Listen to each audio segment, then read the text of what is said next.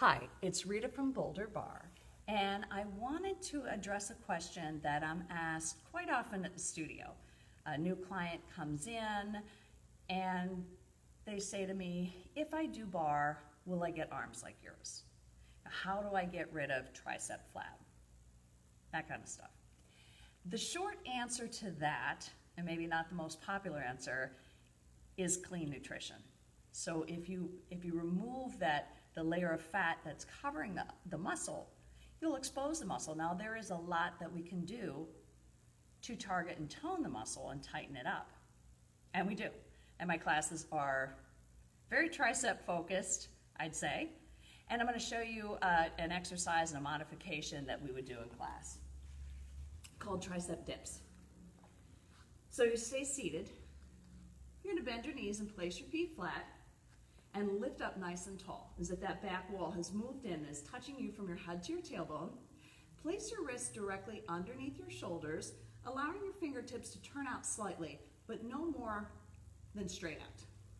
Roll your shoulders back and down, press your palms firmly into the floor, wrap your shoulder blades back, and then you're going to float your seat up, tuck under, and shift back. This is not the fun part. You're going to stack your shoulders over your wrists so that when you bend your elbows, they go straight to the back wall as if you're popping a beach ball between your elbows, targeting the tricep, and then squeezing the back of the upper arm at the top. One of the tendencies when this gets challenging, and it gets challenging pretty quickly, is to shift forward. And that does a couple things. One, it takes the work out of the tricep. The other thing it does is it tends to strain the front of the shoulder.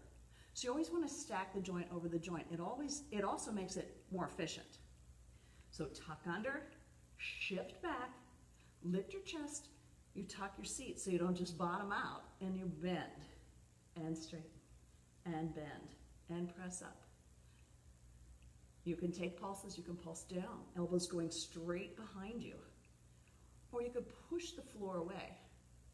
Straight bend, really targeting the back of the arm. Now there is another intermediate step you can do.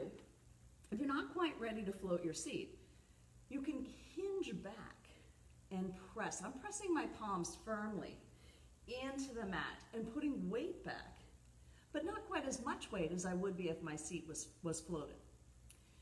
Now if you have wrist or shoulder issues, there is one other option. You can come up onto your knuckles to keep your wrist in an extended position so you're not shortening all of those ligaments and tendons.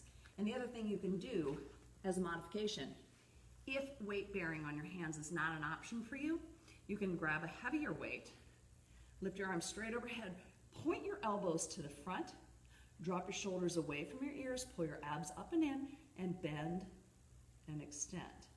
I'm focusing on the straight, and elbows go down, so they're not going to flare out, they're going to tuck in. So that's also another option. So I hope that's helpful. Tricep dips are pretty intense. They're not everybody's favorite, but boy, they are super effective, and I see big changes in my client's body from doing targeted tricep work. So yes, it is possible. You can do it. Do this one with me.